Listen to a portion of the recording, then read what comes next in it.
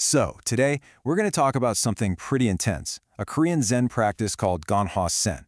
Now, this isn't about just chilling out. Nope. This is about confronting your own mind head-on. It's about finding those walls we build inside ourselves and then breaking right through them. So yeah, let's dive in and see what this is all about.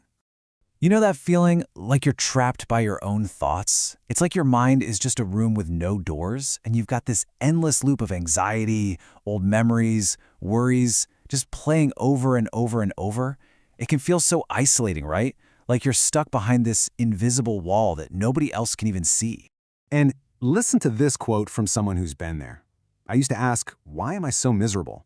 I was just completely drowning in that feeling of hardship. Wow. I mean, that's not some abstract idea, is it? That is real, human suffering. And that feeling, that sense of being totally overwhelmed by what's going on inside your own head, that's exactly where this whole journey begins. So this brings us to a really powerful idea, the wall inside our mind. See, the folks who practice Ganhwa Seon, they have a name for this whole mess of internal chatter. They call it the wall. And it's not a real wall, of course, but it might as well be. It's a mental barrier, one we build ourselves brick by brick with every single thought and habit. Yeah, it's like a storm raging inside your head, right? A storm of anxiety, memories, worries. It's basically a self-imposed prison. And what's crazy is that we start to mistake our thoughts for who we actually are. We think our body is the whole story. But the very first step in this practice is just admitting, okay, yeah, this wall is here, I can feel it. And look at these common starting points. I mean, how relatable is this stuff? Incessant, looping thoughts? Check. Always looking for validation from other people? Check. Feeling like your own mind is just out of control? You know, one person in our source material mentioned they were always searching outside themselves for comfort. Others said, hey, my life looks great on the outside, but inside, I feel powerless. These are the little cracks in the wall that make people start looking for a way through. Okay, so we have this massive wall of thoughts. The big question is, how in the world do you break it down? Well, Ganhwa Seon has this really unique tool, and it's not another thought to pile on top of the noise. No, it's a question designed to literally stop your thinking mind in its tracks. And just to be clear, this is not your sit down and chill out kind of meditation. Ganhwa Seon is often called a shortcut. It's super intense, super focused. The whole point is to push your brain to a dead end, to basically create a crisis on purpose. Because it's in that crisis that you can find real clarity. And at the absolute heart of this practice is something called a Hwadu. So what is it?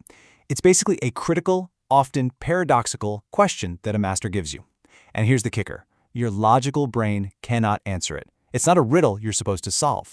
Its only job is to get you into this state of intense questioning, so intense that it just short-circuits all that internal chatter. Okay, here's a perfect example. A master holds up a finger and asks, what is it that allows me to do this? Now, your brain immediately starts firing off answers, right? It's your brain, your muscles, your intention. But see, those are all just concepts, words. The Hwadu is designed to push you right past all that intellectual stuff into a state of just pure, raw questioning. What is this, really? All right, so let's talk about how this all comes together in an actual retreat, because this isn't something you just casually try at home. It's a really intense process, a powerful dynamic between three things: you, the Hwadu, and a guide. And here we hit a really interesting paradox. The journey itself, you have to walk it alone. No one else can get inside your head and face your wall for you. But, and this is a huge but, the source is crystal clear on this. You can't even begin without a guide. You need a trusted teacher called a senjishik, who gives you the Hwadu and makes sure you don't get lost in the weeds. I love this analogy they use to explain it. It's like a chick hatching from an egg. The little chick has to do all the hard work, right? It has to peck, peck, peck from the inside. But the mother hen is right there on the outside, listening, waiting, and at the exact right moment, she gives a little peck from the outside to help it break through. It's a team effort, a joint breakthrough. And get this, these retreats are unbelievably focused. We're often talking about just 7 days. The idea is to make them short but incredibly intense. You build up so much pressure and so much focus that you can create a massive breakthrough in a really short, compressed amount of time. No messing around. So what happens when the wall finally cracks? What's on the other side? Well, what people describe isn't just, a nice feeling of calm. It's a complete, fundamental shift in how they see everything. and it often happens all at once. Listen to how one person put it. It was a piercing feeling. Like if I had been taking small steps, this was suddenly taking a giant leap forward. That just says it all, doesn't it? This isn't about slow, gradual improvement. It's a sudden, piercing moment, a quantum leap in understanding who you are. And this is really the heart of it all. Look at this before versus after. Before, it's constantly searching outside myself for comfort and answers. After, realizing I must look within to solve the problem myself. You go from being a victim of your own mind, always looking for someone or something else to fix you, to suddenly realizing, wait a minute, the power, the problem, the solution, it's all right here, inside me. It's this incredible shift to taking ownership. And maybe this is the most powerful way to think about it. People describe it like this. Imagine you spent your whole life trapped in your own mind, just looking at your own thoughts. Then, suddenly, you're in the vastness of space, looking down at the entire Earth. Think about that change in perspective. That's the scale of the shift we're talking about here. It's huge. Okay, but here's the thing. It would be so easy to think, great, I had my breakthrough. I'm done. But nope. The source is super clear about this. The breakthrough isn't the end. It's actually just the beginning. Think about it this way.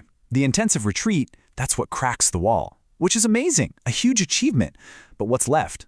A pile of rubble. All your old habits, your old patterns, your conditioning, that's all still lying around. The real work, the daily work, is clearing away all that rubble so you don't accidentally rebuild the same old wall. Yeah, they talk about clearing away something called yushik, which are these really deep-seated habits and patterns. And that's why people don't just stop after the retreat. They have to keep up the practice. It's all about maintaining that new, clear space they found, bringing it into their everyday lives, and just making sure that vibrant awareness doesn't get buried again. And this is such a key point. The sadhana, the practice itself, it's not the goal. It's just a tool, a really practical tool for one thing, to help you see the truth for yourself. It's not about becoming a good meditator or anything like that. And that's what makes it so accessible to anyone, you know? It doesn't matter what you believe or don't believe. So when you boil it all down, this is a path of really intense self-inquiry, and it's open to absolutely anyone. It doesn't matter who you are, how old you are, or where you come from. The only thing you need, the only ticket to entry, is a really sincere desire to look inward and figure out what makes your own mind tick. And that really brings us to the end here. What this practice shows us pretty powerfully is that the biggest obstacles in our lives are usually the ones we've built inside our own heads. So I'll just leave you with this question to think about. What wall are you ready to face?